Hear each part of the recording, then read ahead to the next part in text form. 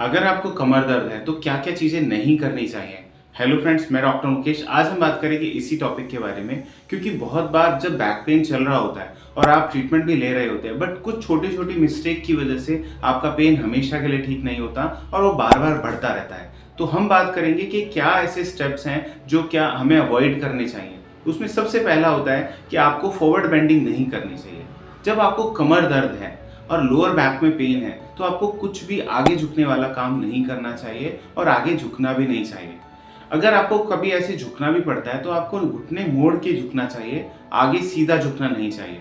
दूसरा होता है कि अगर आपको बैक पेन है तो आपको वेट लिफ्ट नहीं करना चाहिए। कई बार क्योंकि हम नॉर्मल रूटीन में काम करते हैं तो जब बैक पेन थोड़ा ठीक होता है तो हमें ध्यान ही नहीं रहता कि हमें आगे नहीं झुकना है, क्योंकि जब आप वजन उठाते हैं तो उसका सारा स्ट्रेन बैक पर आता है और बैक पेन में जनरल में ही पहले से इन्फ्लामेशन होती है, सूजन आई हुई होती है। बहुत बार ये स्वेलिंग इंटरनल होती है, बहुत बार बाहर से भी विजिबल होती है। बट अगर विजिबल नहीं भी है और आपको पेन है तो ये तो कंफर्म होता है कि अंदर सूजन है।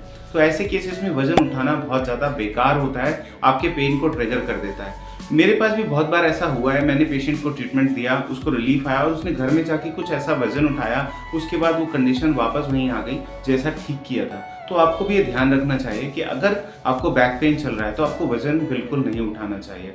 तीसरा होता है कि अगर आपको बैक पेन है तो आपको डाइजेशन का बहुत ध्यान रखना चाहिए। आपको बादी वाली चीज़ें, बहुत ज़्यादा तला भुना ऐसा खाना नहीं खाना चाहिए जिससे गैस का फॉर्मेशन होता है या जिससे एसिड का फॉर्मेशन बढ़ता है। क्योंकि अगर आप ऐसा भोजन लेते हैं जो थोड़ा गैस्ट्रिक है, जो थोड़ा हैवी है, ये जो थोड़ा डाइजेशन पे स्ट्रेन डालता है, जिसको खाने के बाद गैस ज़्यादा बनती है, एसिड का सिक्रेशन बढ़ता है, तो ऐसा ना भी बैक पेन को बढ़ा देता है। और बैक पेन एक तरफ तो आप उसको ठीक करना चाहते हैं और दूसरी तरफ आप ही ऐसा कुछ कर रहे हैं जिसकी वजह से बैक पेन बढ़ रहा है। तो आपको इन तीनों बातों का ध्यान रखना चाहिए और ये आपको हेल्प करेगी टाइम ड्यूरेशन भी कम करने में।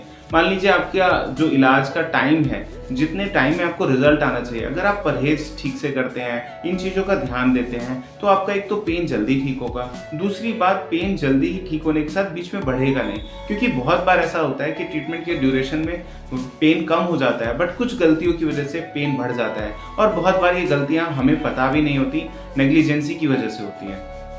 इसके साथ ही बैक पेन की कंडीशन में कभी भी बहुत ज़्यादा सॉफ्ट बेड यूज़ नहीं करना चाहिए, या बहुत बार लोग सोफे पर बैठ जाते हैं। जब भी बैक पेन होता है और अगर आप सोफे पर बैठते हैं तो क्योंकि उसमें आपकी बैक नीचे धंस जाती है, तो ये भी एक बैक पेन को ट्रिगर करने का बहुत कॉमन कारण होता है। और ये बात तब समझ में आती है जब बैक पेन बढ़ जाता है। बहुत बार तो पेशेंट को समझ ही नहीं आता कि मेरा बैक पेन बढ़ा क्यों है, बट बाद में वो जब थोड़ा रियलाइज़ करते हैं तो पता चलता है कि वो 1 घंटा सोफे पे बैठे थे, उसकी वजह से वो पेन वापस से इतना ट्रिगर हो गया कि उनको वापस उसी कंडीशन में वो फील करने लगे पेन जैसा ट्रीटमेंट से पहले था। तो आपको एक तो सोफे पर नहीं बैठना चाहिए या ऐसी जगह जहां आपका नी 90 डिग्री से ज़्यादा बेंड होता है, मतलब आप बहुत ज़्यादा नीचे जितना बैठेंगे उतना लोअर बैक पे स्ट्रेन आएगा।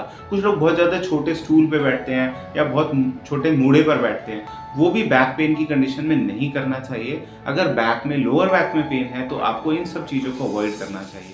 और सोने के लिए भी हार्ड बेड यूज़ करना चाहिए। अगर आपका गद्दा बहुत ज़्यादा सॉफ्ट है, बहुत ज़्यादा आप उसमें लेटते हैं और धंस जाते हैं, ऐसा फील करते हैं कि जैसे बेड के अंदर चले गए हैं, तो ऐसा भी आपकी बैक को स्टिफनेस बढ़ाता है ऐसा बेड, और ये आपके बैक पेन को ट्रिगर करता है। तो अगर बैक पेन है तो हमेशा हार्ड सरफेस यूज़ करना चाहिए। बहुत डॉक्टर एडवाइस भी करते हैं, कई बार तो हम भी पेशेंट्स को बोलते हैं कि अगर बहुत ज़्यादा कंडीशन ख़राब है, बैक पेन बहुत ज़्यादा है, तो आपको नीचे फर्श पर लेटना चाहिए, उसी पर आप अपना बेड लगाइए और उसी पर लेटिए। बेड और चारपाई को अवॉइड करना चाहिए जब बैक पेन की कंडीशन थोड़ी ज़्यादा ख़राब हो।